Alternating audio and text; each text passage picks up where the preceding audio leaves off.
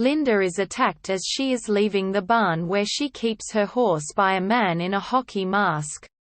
While she fights him, the man eventually incapacitates her and rapes her, making her sing "Jingle Bells" while he does.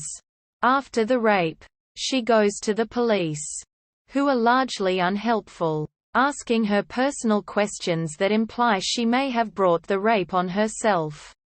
Though they acknowledge that the man has assaulted other women in the past and Linda is his fourth reported victim. After Linda leaves the police station, the film cuts to the rapist, whose face is still not visible to the audience. He makes recordings of himself talking about Linda, and it is obvious that he has been following her. Linda breaks up with her boyfriend after he accuses her of cheating on him with the rapist and doubts that it was actually rape. Meanwhile, seamstress Karen is working at her home when she is attacked by the hockey mask rapist. He attacks her in a similar fashion, making her sing "Jingle Bells." The police call Linda and Karen to a line-up, where the two women meet Teresa, Nancy, and Angie, who are also victims of the hockey mask rapist. They are shown a man in a hockey mask, who Karen thinks is the rapist, but they realize he is not when he is asked to read some lines. They are then shown a lineup with 4 men in hockey masks. As the police detective explains to them that catching the rapist would be impossible, since they cannot identify him. Frustrated, the 5 women leave the police station and return to Linda's apartment, where they talk about how they can take action. Linda shows the group a magazine article about rape squads, groups of women who support survivors by accompanying them to the police. They set up a phone line and start advertising their group with flyers. They also take a self-defense class from Tiny, who has a black belt in karate. Later, when they are at a women's spa discussing their group, they are approached by Joyce, who tells them about how she was raped by a local club owner. During his trial, he paid 4 men to lie and say they had paid her for sex to discredit her. The women go to his club, and Linda catches his attention.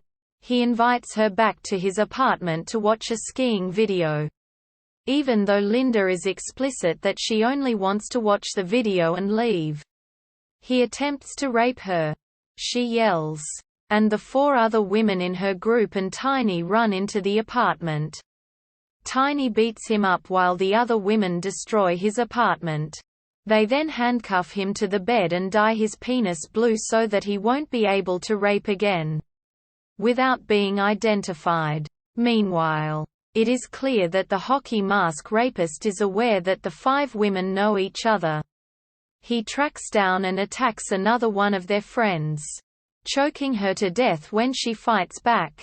The police detective calls the women into the morgue to see the body and warns them that he cannot tell them to stop, but that this could be them if they are not careful. Leaving the morgue, the women argue about whether to continue. Later, the squad is approached by Gloria, a reporter who has been receiving obscene phone messages. She has convinced her caller to meet her that evening. The squad, minus Karen, meet the man and Gloria threatens to expose him if he calls anyone again. At the same time, across town, Karen is picking up some mending from a client when she sees a pimp being physically violent with a sex worker. She goes to a phone booth and calls Tiny, and then stands and watches the scene unfold. When asked what she is doing, she says she is biding her time.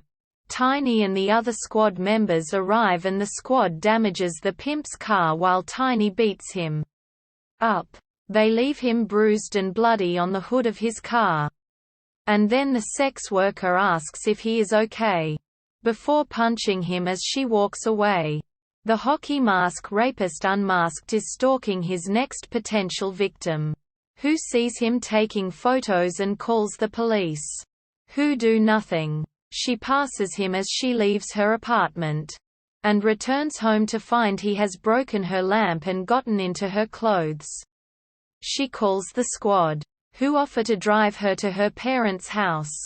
At this point, the rapist decides to turn his attention to the 5 women rather than any new victims he leaves. A series of messages at local businesses, wearing different disguises so he cannot be described to the police. They finally wind up at an abandoned zoo.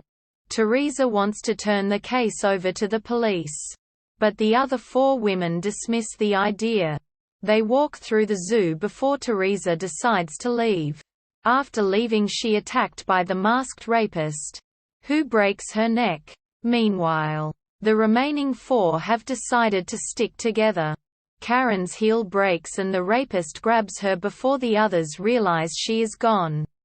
Once the others realize Karen is gone, they start to look for her, and find her in a cage with the rapist. He has her handcuffed and threatens to kill her if they don't do as he says. Nancy and Angie want to comply but Linda refuses. After Linda resists, he points to Teresa's body, which he has hung from a tree. Linda then goads the rapist, saying he was the worst man she's ever been with and he couldn't satisfy her. This causes him to take off his mask and leave the cage to confront her. She hits him with her club, and then they fight, before she ultimately bludgeons him to death with a shovel and frees her friends.